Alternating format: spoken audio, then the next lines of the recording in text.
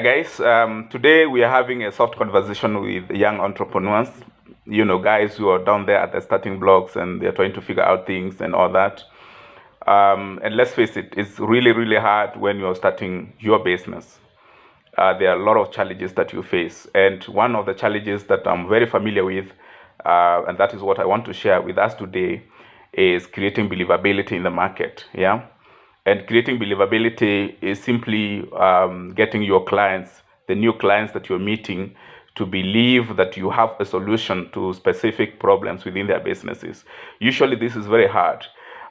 Given most prospective clients, companies, they prefer the people who have been in the market for quite some time. They prefer guys who have some experience and possibly guys they worked with before. All right. So as a young entrepreneurs, you are getting into a territory where you are competing with guys who have been in the market for 10 years, 20 years, 30 years. All right. And it's very unlikely that the service you're offering and the clients you're meeting, they've not met any other person before who is offering the kind of service that you're offering. Highly unlikely. All right. So you are talking to a client who has some experience with another service provider who provides same or same services like you are offering. All right. And as you meet these clients, there are some questions which will come up. Definitely you face questions like which clients are you working with and who are they. They will ask you about how big is your team. They'll ask you about your partners. They'll ask you about your successful projects in the past. They'll ask you all these questions. Yeah. And the reason they're asking you these questions is to size you up and to see if you are able to do the job, if they give you a project, for example, or a contract. Yeah. In most cases, these questions are a big challenge. You know why? Because when a prospective client asks you about your past clients or the clients you're working with at the moment, how do you answer that? Because in your mind, you're looking at this client to be probably your first client. Yeah. If they ask you how big is your team, it's a hard question because it's only you and maybe you are two or three, right? And you don't want to give an impression that you're a small team because that can potentially work against you. So usually you have to figure out how to weather all these things. In the past, I've met clients and, at one point I met 3 directors of a company and, we started very well. We introduced ourselves. I said who I am and the company I'm representing, our solutions, our services. But, the conversation gravitated from our solutions, what we can offer, to a very personal conversation. And they were asking questions like, where have you worked in before? Who are you reporting to? What were your specific duties? A very personal conversation. And, after this meeting, it came to my mind that as a young entrepreneur, you have to sell yourself first before you even sell the services that you purport to offer. All right. You have to present yourself in a way that your clients can believe you because they have to buy you first before they buy your solutions, before they buy your services, before they buy the product that you're selling. All right. And therefore, in this conversation, I just want to us to discuss a few just basic tips around some of the things that you need to do as a young entrepreneur with the sole purpose of creating believability. You have to create an impression because you don't have history, you don't have record, you don't have any portfolio that you can show to your new clients. All right. But how do you create this impression? I'll discuss a few what I would call image articles that you can use as a young entrepreneur that can potentially work for you. And one of these is dressing. It might seem simple. We've talked about it. Maybe you've heard about it in many other places. But yes, dressing. You have to dress well. All right. Dressing well, it just creates an impression. It creates a perception. When you're meeting your new clients, while you really don't want to lie that you're big because you're not, you also don't want to show that you're small. You don't want to show that you're desperate. And therefore, the way you dress, it creates a perception. It's just a perception. It creates a perception. So when you're meeting a new client, you have to dress well. You have to dress sharp. You have to impress them by the way you dress. And also, by the way you dress, also it also builds your confidence. All right.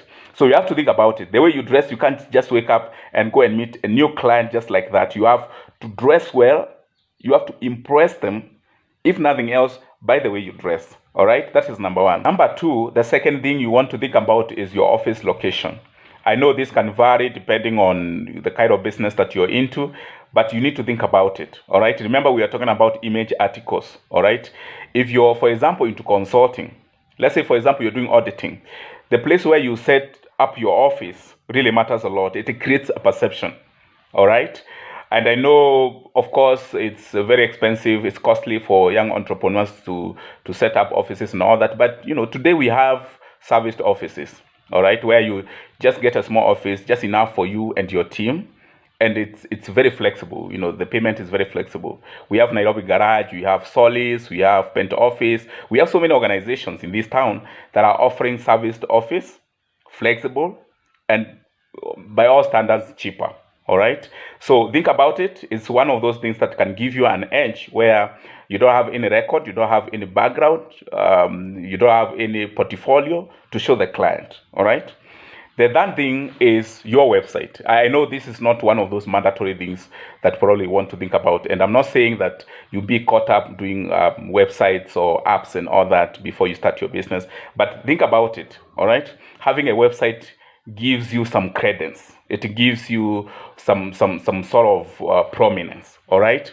And also having your own domain also comes with the privilege of having official emails, which is very important, so that you're not using all those Yahoo Gmail accounts. All right.